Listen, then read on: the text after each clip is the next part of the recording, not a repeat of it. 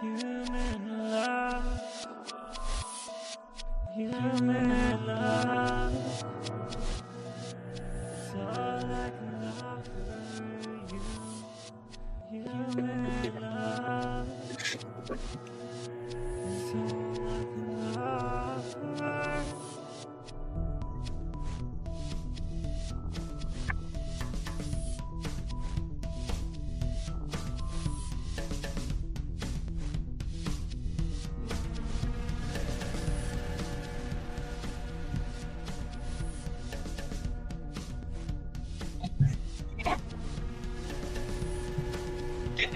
Well, hello, everybody. Welcome to the Replicant Report.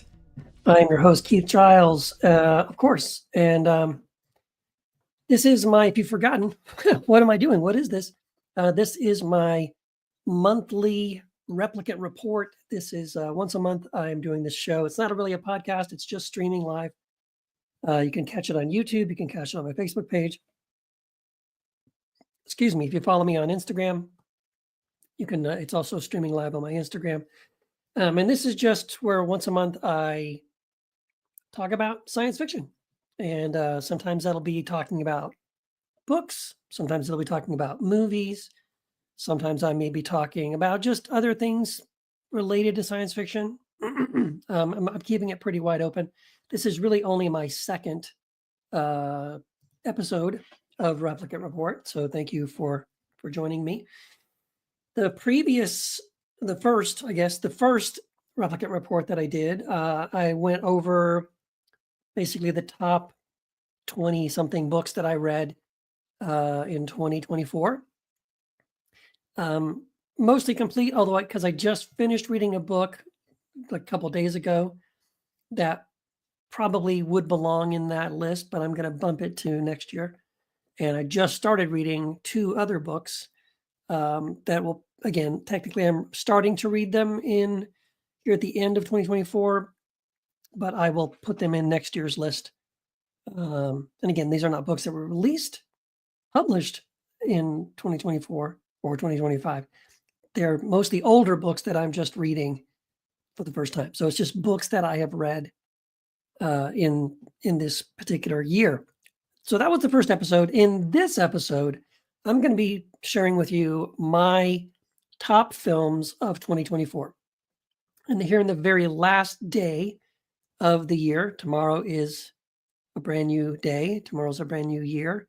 Here at the end of 2024, I'm going to do this. And so some caveats I need to say before I jump into the list. Number one, my best of list is technically only 9 films because I didn't see 10 films that I thought were amazing. Now, if I dug down, I probably could come up with, I'm sure there was a couple of films that I watched on, like Netflix or something that I could technically, but nothing that stands out strong enough that makes me like, oh yeah, that was a great movie. So I don't expect this list to get amended. And the other caveat is that there are probably, let's see, 1, 2, 3, 4, 5, 6, 7, 8. There are another 9 films that came out this year that I really want to see that I have not yet seen. This happens every year. I don't know if it happens to you, but even though I try to watch as many movies as I can because I love film, I don't always get around to, in fact, I almost never get around to it. Like usually, when they do the award shows in, I think the Golden Globes is in January, February, or something like that. I'm usually, watching films that are getting nominated for best film that I haven't seen yet. And then I don't end up watching those films until later on in the previous year. And that's again the case this year. So I'm going to list off the names of the movies that I did not see this year, but that I really want to see. And I'm sure in some retroactive list, like on Letterboxd or something, I will be adding these films once I see them to the best of 2024 list. But as of now, I haven't seen them, so I can't really comment on them. But these are the films that I really wanted to see this year and did not get a chance to see. All of Us Strangers, that film looked really good. I heard good things about that. Honora Honora is the film by the director Sean Baker, who did The Florida Project, which I love. He also did a movie called Red Rocket, which is also phenomenal. And Honora is getting great reviews. I love Sean Baker. I do want to watch that film when I get a chance. I just haven't had a chance to see it yet. Another film, this one's a little more obscure. It's called Do Not Expect Too Much from the End of the World. It's kind of an indie film, but I saw the trailer. It looked very fascinating. Since it is kind of an indie, it hasn't released in theaters. I probably will have to pick that up in a few months on streaming, or if it makes it to DVD. Yes, I do still watch DVDs. Another film was Evil Does Not Exist. I don't know much about that other than it's an indie film, the same with a film called Inside the Yellow Cocoon Shell. Another film called Sometimes I Think About Dying. And these last three, again, these are films I have not seen yet, but I really, really want to see. These are the top of my must-see list. And I would say, in addition to Honora and All of Us Strangers, I really want to see Love Lies Bleeding, A Different Man. The trailers for that look so good, and I really, really want to see that, but I haven't had a chance to yet. And another film called I Saw the TV Glow. I was actually on a Zoom call a couple weeks ago with some friends who were discussing that film, and I was on the call even though I had not seen it, but knowing I'm going to see it either way. And that conversation convinced me even more that I need to see this movie. So I expect again at some point next year, my updated list of the best films of 2024 will include at least some of those films. And now, before I get into my top 9 films of 2024, I have to stop and talk about sort of my biggest disappointments of 2024, because there's at least 2 of them. I'm going to throw in a third one. Now, this is the third one I'm going to throw in is a film that did not release this year, but I watched it this year, and it was so significantly disappointing that I have to at least mention it. So, but yeah, I'd say the number one biggest disappointment this year was Francis Ford Coppola's Megalopolis. I had heard the negative reviews. I thought, but it's Francis Ford Coppola, right? I mean, he's a fantastic filmmaker. I had heard some hype that the negative reviews were sour grapes from the Hollywood industry, or people that just didn't understand his vision, people that expected sort of a popcorn kind of brainless entertainment who couldn't handle something that was deep and introspective and avant-garde and experimental, etc. And of course, as someone who does like some pretty weird, strange, quirky films, I decided to take the challenge and just go see it on opening day. I think it was opening day, at least opening weekend. And oh my goodness, such a steaming pile of garbage. Do not believe anybody who tells you that there is some hidden meaning, some great art, some great profound,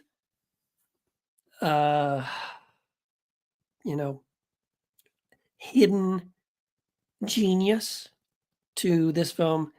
It is just a train wreck. Sometimes a train wreck is just a train wreck. It's an absolute, complete and utter failure.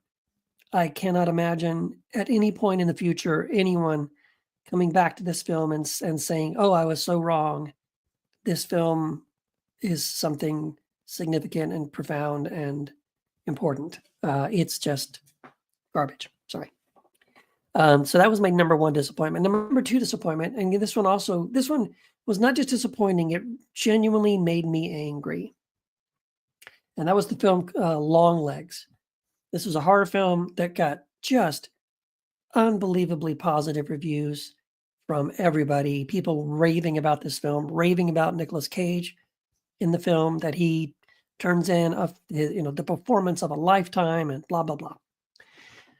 Oh my goodness. Listen, and I'm going to give some minor spoilers here, but then again, that's okay because I'm doing you a favor, because you should not watch this film. So if I spoil it for you, that's a good thing, because you shouldn't watch it for any reason. So there's so many things wrong with this film.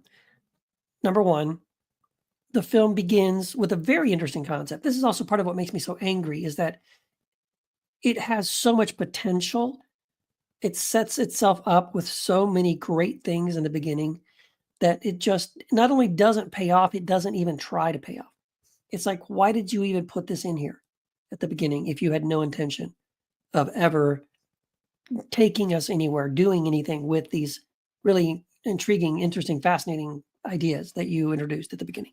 There's I think it was Chekhov, I'm not sure, but some very famous quote in screenwriting and stage writing, playwriting, that don't show a gun in the first act unless someone's going to fire it in the third act. And this movie breaks that rule because it shows you something in the first act that it never pays off, never brings up again.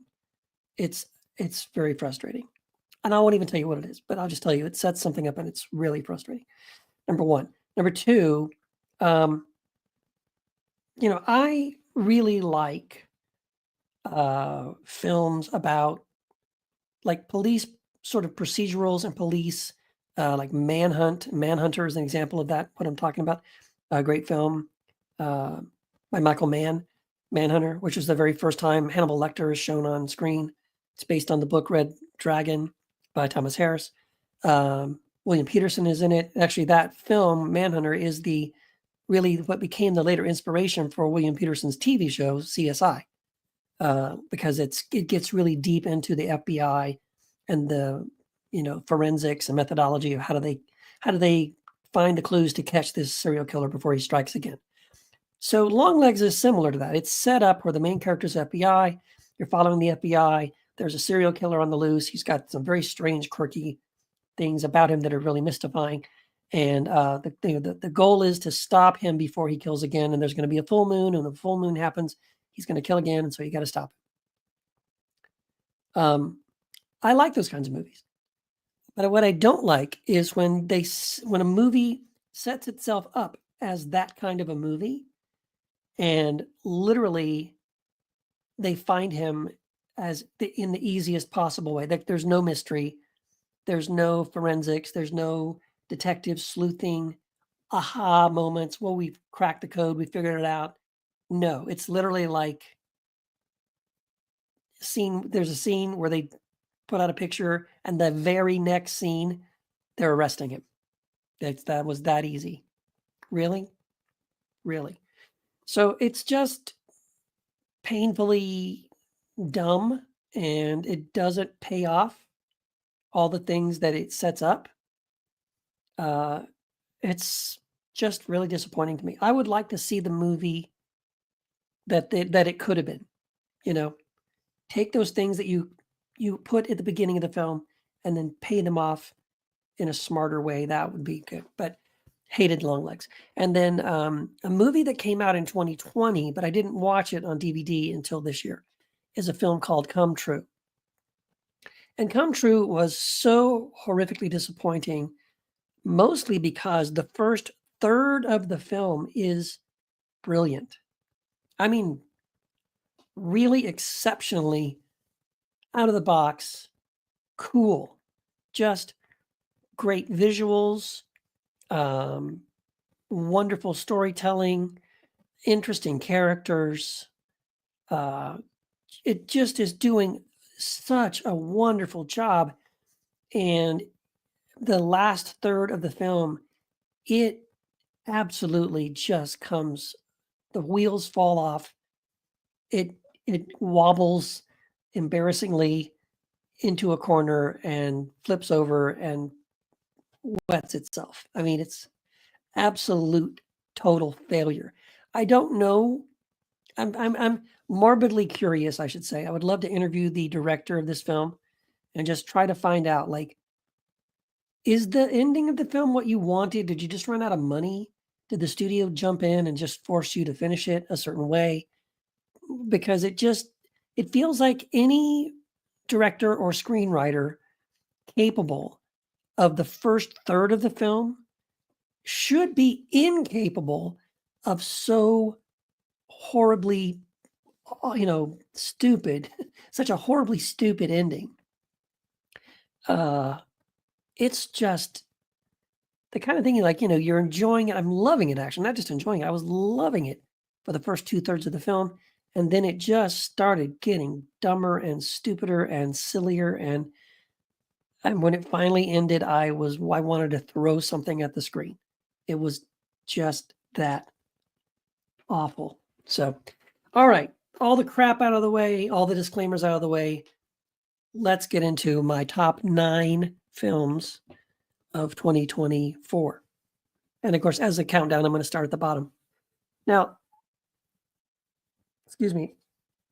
Excuse me. Wipe my nose there. Okay, so I'm a little murky on like 9, 8, and 7 a little bit.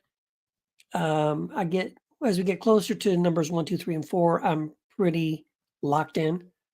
So I'm just gonna spitball the bottom of the list here. I'll say this number.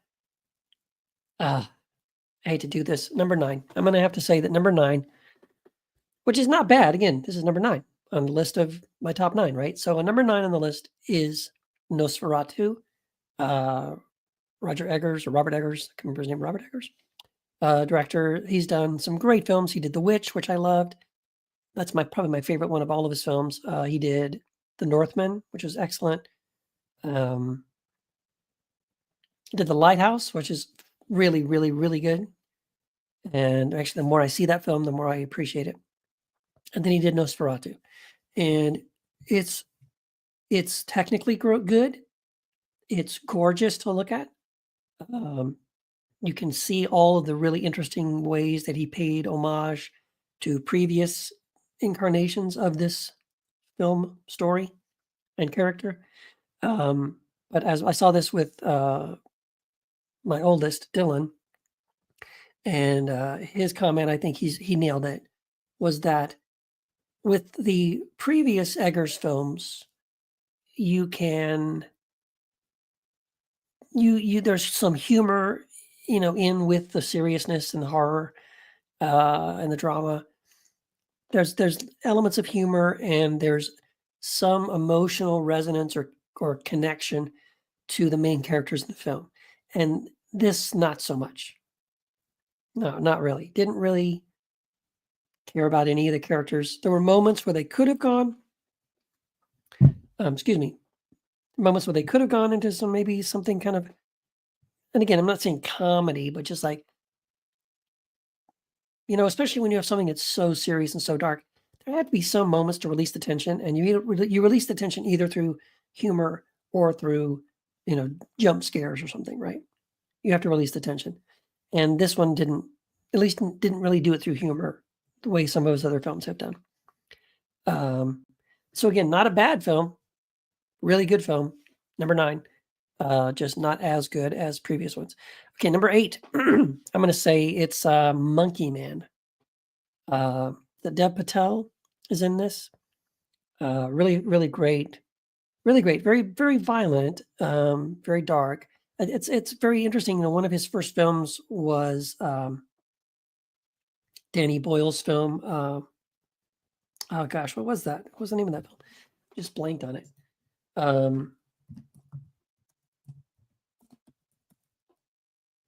Let me see. I'm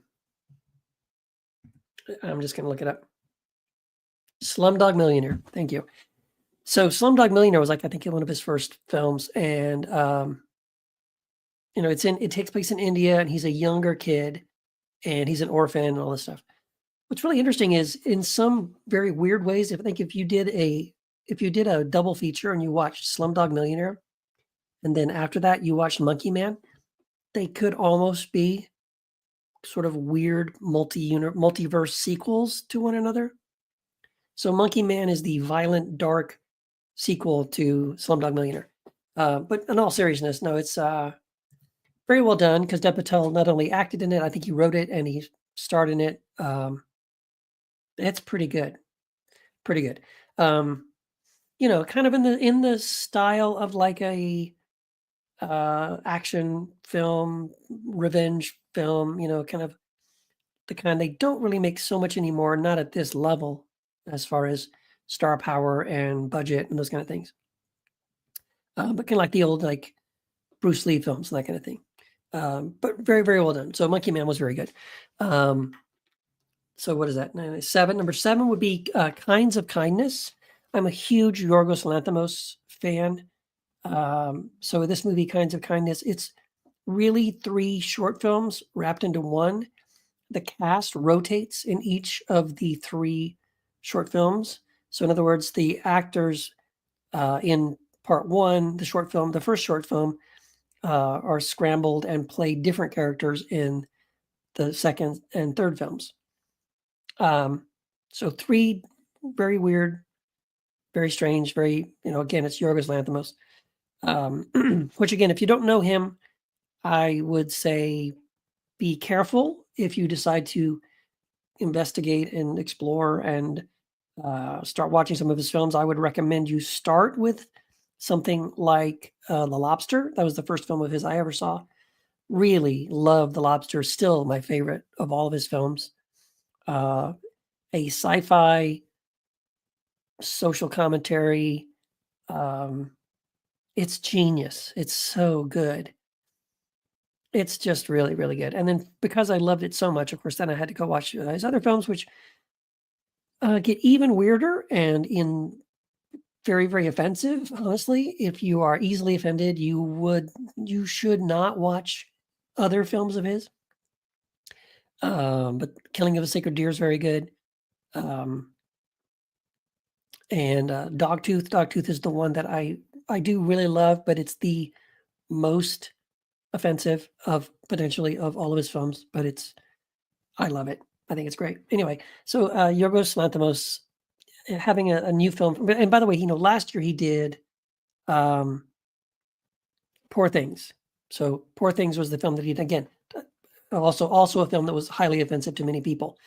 But to have basically back-to-back films from Yorgos Lanthimos, Poor Things, and then Kinds of Kindness was a real gift. I really enjoyed that. So love that one. So number 6. Now we're getting pretty firm. I'm pretty firm in my ordering here. Number 6 is a film called Cuckoo. Cuckoo was wonderful because it was a horror film that I watched maybe about a month after I watched Longlegs. And I had such a bad taste in my mouth after watching this horror film that was hyped up so high that ended up actually being so bad that watching Cuckoo was a breath of fresh air. Cuckoo was weird and strange and unpredictable and yeah, just really good. Very, very good. There was a little bit of a sci-fi twist in it. That's just enough, you know, to kind of keep it weird and cool and interesting. The actors in this are really good. So loved Cuckoo. So here we come. Let's see, 5, 4, 3, 2, 1. Okay, here we go. Number 5 is Civil War. Also by another director that I really like. The Alex, my brain, Alex Gardner. Is that right? Garland. Thank you, Alex Garland. Civil War was really great. Not perfect, I will say. I do agree with some of the critics who felt like one of the weaknesses of the film was not really just kind of going all in one direction or the other. That his attempt to make it sort of the middle of the road is never a good idea. That it didn't really work for that reason. I think it still works because honestly, it's some of the most realistic and terrifying and brutal war footage that I've ever seen on film. You definitely have a sense of dread watching it. There's a scene with Jesse I'm so bad with names. You know what? He's a. I should have written these names down. Jesse Plemons, thank you. Jesse Plemons is in it, who, by the way, shouldn't even have been in it. It was just a fluke that he was on set, and the actor that was supposed to play the character that he ended up playing wasn't there, and he just kind of, stepped into it. Gosh, it's one of the most unsettling and anxiety-filled scenes I've seen in a film, and maybe ever. And certainly elevated that entire film. The ending is a little unsatisfying, I think. But it sounds like I'm critical of the film. I'm not. I really do like it. I love Alex Garland. His film Ex Machina is one of the best sci-fi films of all time. The film Annihilation that he did is also very good. Men, he did a few years ago, is also exceptional, but extremely weird. You almost probably need someone with Cliff Notes, afterwards to explain to you some things. Maybe not. Maybe you'll get it. But there's layers and layers and layers of meaning to that film. It's almost a parable, really. It's more of a parable than it is a straight sort of film story about a character that you're supposed to take literally or seriously, but it's still very, very good. But Civil War, I think, is one of his better ones. I loved it, and I like what he was trying to do. I think he mostly succeeded. Okay, here we go. Number 4, Furiosa, Mad Max. And I will say there's a really good chance that when I say Furiosa, the Mad Max spinoff film, that you're probably going to say, was that this year? Yes, it did. It did come out this year. It was earlier in the year, like January, February of this year. So it feels like it was longer. Feels like it couldn't have been in this year, but it was. Yeah, I really loved it. In many ways, I think it's a better film than Fury Road. I do like Fury Road, but I also understand the criticism that Fury Road is too much. In our family, we call it the Aristocats problem. Like if you ever watched the old Disney film, The Aristocats, the plot of The Aristocats is that the cats get abducted, get kidnapped, and then the cats walk back home. The end. That's the whole story. Like, when you really back up and realize, like, what happens in The Aristocats is that the cats get kidnapped by a guy, and then the cats walk back home, and then it ends, and that's the whole plot. You realize how stupid that is, right? Well, Fury Road is a bit like The Aristocats, right? It's a bit like he gets captured by these guys, and then he escapes, and then he turns around and goes back, and then that's the end. Now, the difference is, of course, as compared to The Aristocats, is that the escape is really, fantastic. The journey out into the desert is amazing, and then him turning around and coming back is also pretty amazing. So it's a spectacle. It's like, it's like a fantasy world. It's just beautiful and so well done. But Furiosa is better than that because it doesn't really do that. It's not following the Aristocats model. It really is this character Furiosa, and you see her as a young girl being abducted and growing up, and just her whole life leading towards finding revenge on the person that really abducted her and took her away from her mother and all these things. So also a revenge film, but one that I think is much more satisfying in the end. Really, really liked it. Very sad that because that film performed so poorly in the box office, that there's maybe a chance that we will never see another Mad Max film, which is very sad. George Miller is a really phenomenal filmmaker. Perhaps if not another Mad Max film, someone will give him a budget to make another science fiction film at some point. Although he seems to do well on spectacle. But if you think about it, Road Warrior, I really hate the first Mad Max film, but Road Warrior, the second film, while it is very interesting and fascinating. It had a much lower budget, and a lot of times, a lot of these directors, in some ways, end up making better films with less money. When you give them more money, they end up making films that are less impressive and less cohesive. They don't depend so much on a great script. They depend way too much on sort of the actors the big name stars they bring to the film, and the higher production values and that kind of thing. And the story suffers. For example, Neil Blomkamp is someone like that. Neil Blomkamp, the director, did several indie films and short films that were some of the best things I've ever seen. Then out of that, he did District 9. District 9, again, no big name stars, a decent budget for special effects, but just so cool. And it's the best thing he's ever made. And everything he's made after that has gone downhill. You could argue the same thing, I think, with someone like M. Night Shyamalan.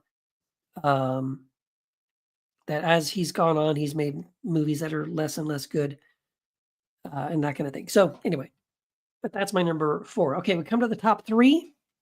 Here we go. I don't have a drum roll, so I can't do a drum roll, but I'm just gonna. Here we go. Okay, and this is hard. I said I'm firm on my top 3, but I'm only firm on the top 3 after a lot of inner struggle and turmoil. Okay, because my top 3 are each so great in very, very different ways, because all 3 of them are very different films. Very different films, and I love each of them for very different reasons. So, whereas on one level, I could almost rearrange these 3 and still be happy. This is the version of the order of the 3 films that I'm the most comfortable with, and that I'm the most happy with.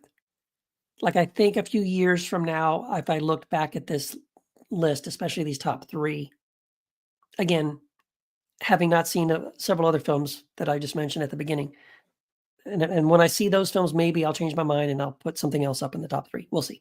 But I really don't think so. I really think these 3 are going to be my top 3. I can't imagine these other films, no matter how great they are, unseating any of these 3 films, because these 3 films are so good, they could almost be tied for number 1. But I got to pick something, right? So I've got to order them in some way. So my number 3, which again could be number 1 on any given day, is Wicked, and that's a surprise one for me, especially the list that I've gone through up to this point. I'm not a big fan of The Wizard of Oz. I'm not a big fan of musicals. In fact, I kind of hate them. Very few musicals that I've ever seen do I find enjoyable, and would I ever watch ever again. But Wicked is the one that, man, it got me. I got to say, I was crying sometimes in the film, and I didn't know why I was crying. But it was just phenomenal, just on every level. The story, the acting, yes, even the music, especially that final song. Oof, that's really where it really just such a tremendous climax, which is interesting because this is part 1. It's not even the entire play. It's not the entire story. This is the middle of the story, but that ending is so climactic, so triumphant, that it does feel like if it ended there and we didn't get a part 2, I would be like, damn, that's fine. That was still one unbelievably amazing film. I also will say, watching Wicked, I could do a whole video just on this, on Wicked. I'll just briefly touch on some things. But as someone who's gone through deconstruction, as someone who has walked people through deconstruction, Wicked is a wonderful parable metaphor for what people go through in deconstruction. I think there's also some things going on there in the story that I see it, I notice it, people around me are like, oh, it's so obvious. But I know for a fact that friends of mine who have watched it and who love it are completely oblivious to some of the layers of commentary going on in the story. They don't see, for example, that the wizard is an analog, is sort of a living metaphor for something that's going on in our real world right now, and it's not subtle. That does a wonderful job also of exposing the way that political leaders need to leverage religion and a book, a religious book, a magic book that everyone thinks that they are being driven by and led by. And then that character admitting that, number one, he can't read that book, knows nothing about that book, but understands the power of that book to manipulate people. That was very interesting, very powerful. We saw it twice. So again, out of the out of this list, the only films that I've on this list that I have seen more than once. I watched Furiosa twice. I watched Wicked twice. And my number one pick, which I'm not going to name it yet, but my number one pick I also watched twice. And I'll probably will watch it many more times as well. Anyway, so let's move on to number two. My number two pick I only saw once, but man, I wanted to see it twice. And I would watch it again tonight. I'd watch it again if I could. Really love this film. This is a film that when it comes out on DVD, Blu-ray, whatever, I need to get a copy of this. It's phenomenal. It's exceptional. And again, this film could have easily been my number one film of the year.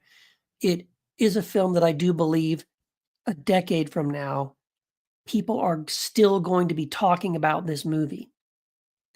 They're going to be talking about the film as it's setting a standard for the kinds of things you can do in the science fiction and horror genre that transcend the typical sort of jump scares and boogeyman and, stuff. They're like really to have a really powerful social commentary going on as you're watching this film in a way that, again, will transcend the genre. And anyway, this film I'm talking about is The Substance. What a phenomenal film. Now, again, it's something that for many reasons, you could watch it and you could be offended. There is a lot of nudity, not a lot of sex, but there's a lot of nudity. There's a lot, because again, the film is about the sexualization and exploitation of women. This impossible standard of perfection and beauty that women are expected to, meet, and the damage that it does to them. But it's also a metaphor. And so what's happening in the film becomes a metaphor for that. And it gets personified and fleshed out on the screen in ways that are, I would argue, appropriately grotesque and offensive and difficult to watch. But that to me is the beauty of it. So, again, talking to some friends of mine about the film, realizing that The Substance is sort of a dark, bloody Barbie with nudity and gore and horror elements, right? But again, like it would be an interesting double feature to watch Barbie. I think you'd have to start with Barbie, because I think after you watch The Substance, you're not going to want to watch Barbie. Or maybe, no, that's not true. You may want to watch The Substance because it's so like shocking and wow, and in some ways nauseating and offensive and, over the top, that, yeah, you might want to wrap that up with something nice and light. But the interesting thing would be either way, whichever order you watch it, putting them together would be helpful because you'll start to notice the overlap. You'll start to notice like they're making the same points, but they're making that point in very wildly different ways and coming at it from different angles, but at the end of the day, they're still sort of making the same point. Barbie's doing it with a laugh and a smile and a cutesy song. Substance is doing it with sci-fi horror elements and blood and, you know, sexism and misogyny and stuff like that. But at the end of the day, they're both kind of about the same thing. I absolutely love The Substance. And again, I'm just going to say it again. I mean this. There's certain science fiction films that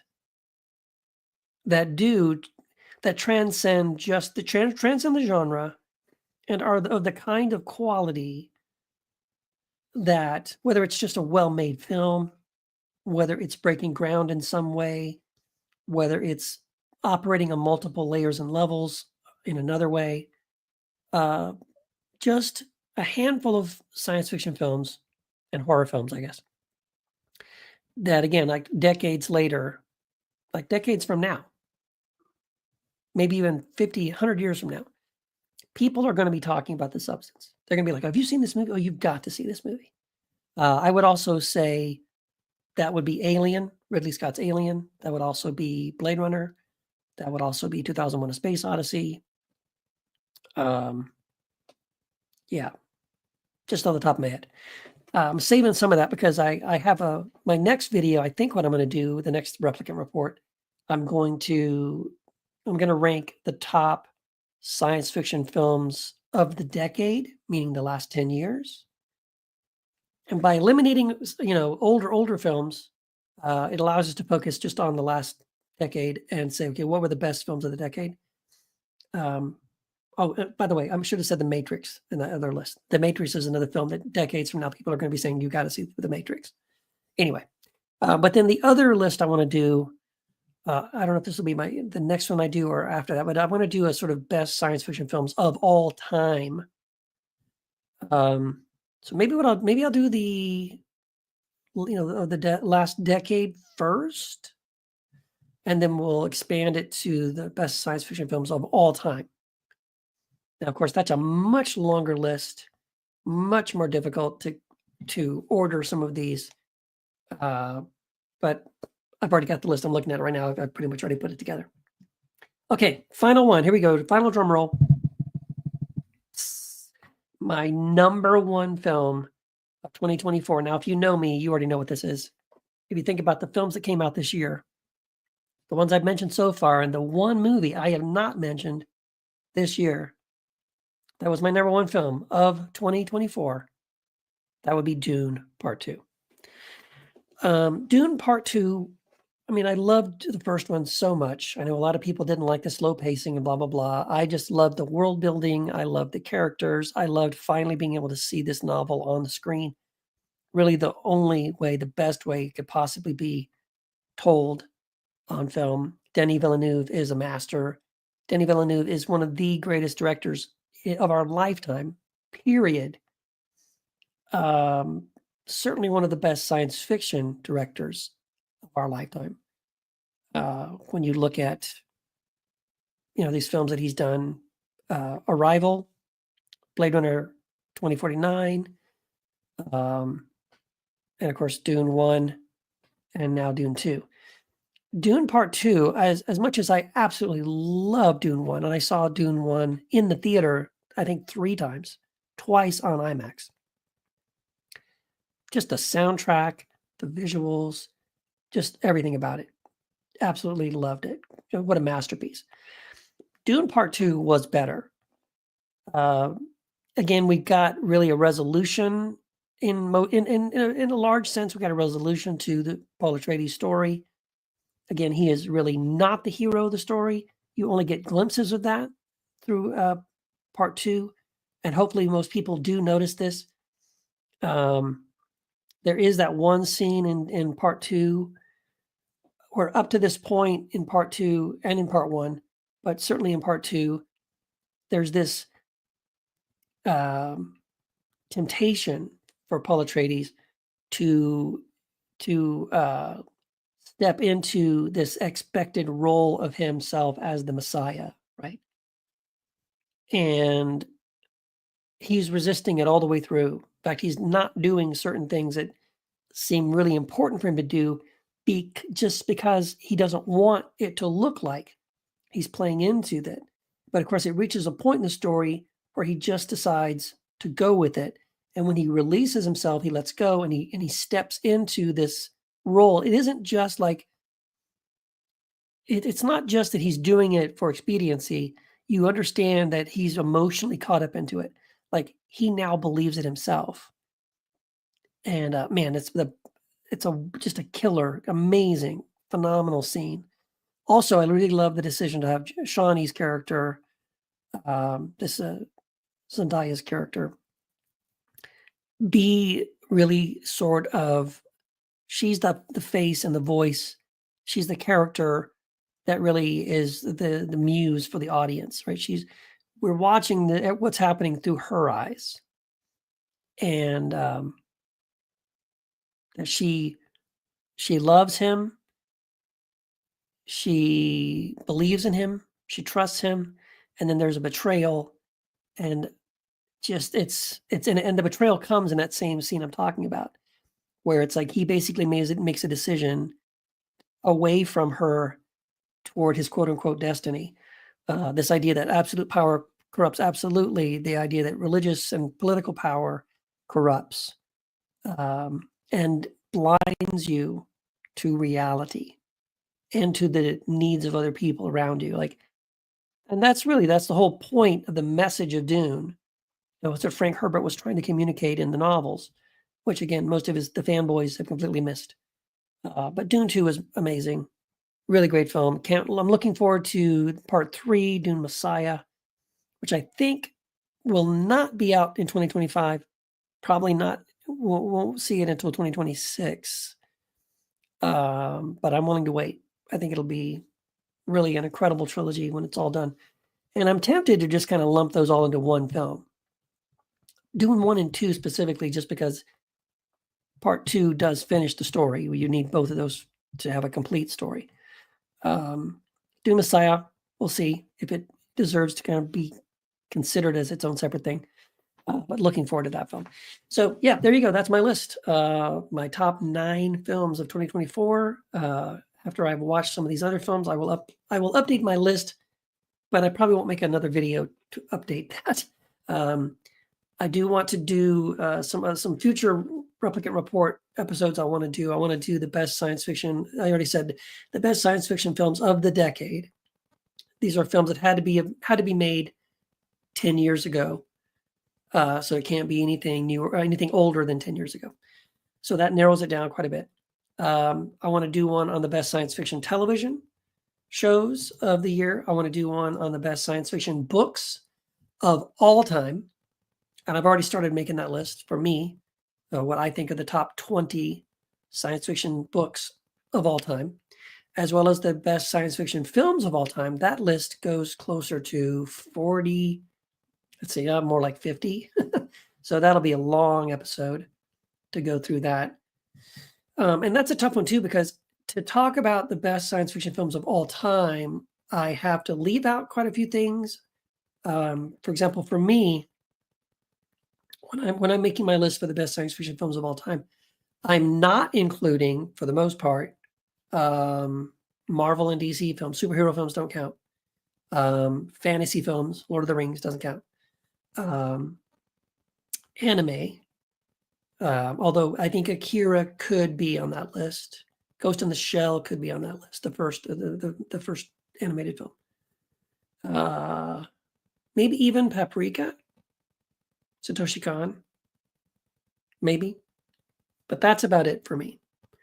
For the most part, I would rather keep anime a separate list, and then just kind of looking over the list that I have.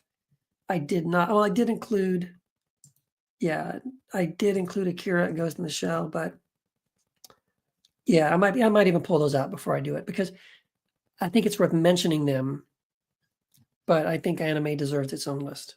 So there might be another list down the road. Anyway, there you go. That was it. Martin Conrad Hagelin says, how about Soylent Green? You know what? I've never seen it. Let me just admit, I've never seen that film, and I need to. There's 2 films, like classic 70s sci-fi films that I have not watched all the way through. I've seen scenes from it, like it'll be on TV and you'll watch a couple of scenes, but I've never seen Soylent Green. I do know the whole story, which is partly why I haven't done it, because I already know the story. But I want to see Soylent Green, and I want to see Silent Running. I haven't never seen that either. I want to see Silent Running because I just saw an interview recently where someone was talking about how Silent Running was someone's favorite science fiction film, and that it's very, underrated science fiction film. I love THX 1138. That is one sci-fi 70s film I really love. The original version, which you really can't find anymore. I did find a version you can stream online that's kind of a bootleg, because Lucas went back in the DVD and Blu-ray and added a bunch of scenes, and it pissed me off. I don't like that. Another one would be Rollerball, right? With James Caan. I have seen most of that, but I probably should see it again as an adult because I don't think I was really keying in on the themes of what's going on. It's very political. It's very much about sort of social engineering and things like this. The ways that people in power use sports and entertainment to manipulate people, and the economy and, things like that. So I probably need to go back and rewatch that one again. Yeah. But yeah, thank you, Martin. Martin agrees that Dune Part 2 was surreal and wonderful. So there you go. That's my list. That's all I have for this episode. I thank you all for listening, those of you that did and watched, and we'll see you again next time on the Replicant Report sometime in January. We'll see. Thanks.